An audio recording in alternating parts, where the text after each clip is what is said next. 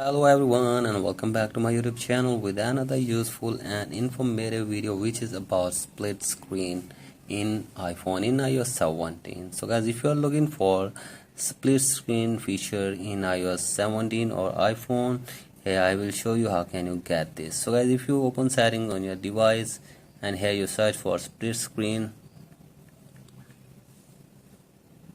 So guys, if you search for split screen, there is no split screen settings or feature in your device. So guys, if you want to still get this feature on your iPhone, here I will show you the way to get this feature on your device. So for that, just open App Store on your device and search here for split screen.